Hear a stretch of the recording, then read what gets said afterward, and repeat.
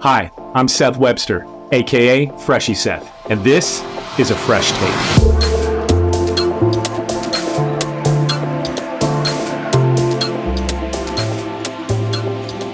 What I wanted to talk to you about today is shared understanding. I recently read an article by Atlassian called Shared Understanding, Finding the Why Behind the What. And I felt that they made some really good points that aligned with my thoughts on shared understanding, or in the Agile world, it could also be called shared context. And I thought I'd share a little bit of that with you today. What is shared understanding? Well, according to Atlassian, and I agree with this, is knowledge within your team and the organization is aligned in three key ways. First, what is trying to be achieved? What are the outcomes that you're going after? Second is, why do the approaches that you're taking, even the team structures that you have, the best way to get success in achieving those outcomes? And third, what are everybody's roles and responsibilities toward your mutual journey of achieving those goals? So how is shared understanding built? Clear communication, active listening, regular feedback, and alignment sessions. Now, I'd like to say that third one is probably the most important. Even if you don't feel like the communication is great, and there's people who struggle, maybe even yourself, I'm in that boat, with active listening. It's still important to have regular feedback sessions and alignment conversations, because it's through those conversations that you'll learn to communicate more clearly and have an opportunity to practice that active listening. So those feedback cycles are really, really key. So Atlassian did a survey that reached out to thousands of their knowledge workers. And of the respondents, they found, and this is across Australia, Europe, USA, India, so a wide berth of their organization and diversity. But from thousands of respondents of those knowledge workers, 52% self-identified as team leaders. That's a large percentage of those surveyed. 75% reported shared understanding. Sounds pretty great, right? 3/4. It's really not that great when you think about it the other way around.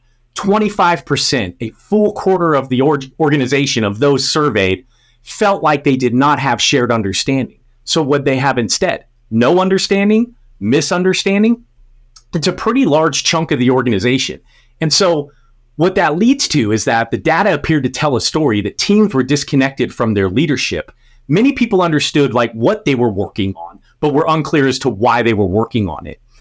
The stats showed that a full 82.9% felt that their roles were clearly and well defined, but just 65.9% felt that their team had a strategy to guide them. Only 60% felt that they were able to see how decisions were being made, lack of transparency, and only 55% felt that their team sought timely feedback from stakeholders on how well they were achieving outcomes. So almost half of those people that were surveyed felt that they didn't know whether or not they're actually producing outcomes. A lot of cases that ends up being the look of a feature factory is that what's come in, you do the what's move out. You never knew the why, and you never knew the impact that you had toward that why. So you move from one what to another what, and that'll lead to burnout. So actually, what is the point, right? Not just avoiding burnout, but what's the point of shared understanding? Well, it's about everyone. Yes, everyone. Understanding the why behind the work and not just going through the motions of executing the what. According to Atlassian's State of Teams research, teams with shared understanding were more likely to meet stakeholders' expectations, use resources efficiently, develop new ideas, take pride and find a sense of purpose in their work, and experienced increased motivation, energy, and enthusiasm. And I think those last two go hand in glove. Is engagement is how we talk about it in the corporate world. But when people are engaged in what they're doing, you get the best. And you give your best in order to get that engagement from them, which is why they engage. They know that you're being open, transparent, and honest about what they're working on. You're involving them in the why. And they can take pride in it, find purpose in it, and that results in the increased motivation and energy and enthusiasm. So how do you do it? All right, we've talked about what it is, why it's important, benefits of getting it, the fact that even an organization like Atlassian has 25% of its surveyed respondents lacking shared understanding. So it's obviously a work in progress. How do you do it?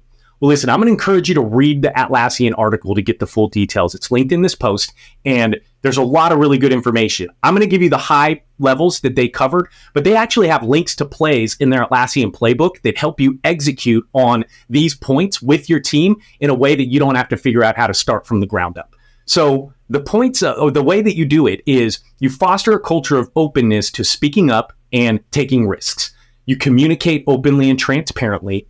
You shape your team. Now that's Atlassian speak for a specific grouping of plays, but what they build on your team with you by running those plays are defining your team's purpose and goals, getting total clarity on who's responsible for what, figuring out how best to work together. They call them working agreements. I'd take that a step further than the article, and I would tell you to think about how your team works with other teams. Think Team API. Great book called Team Topologies that helps you work on some of that.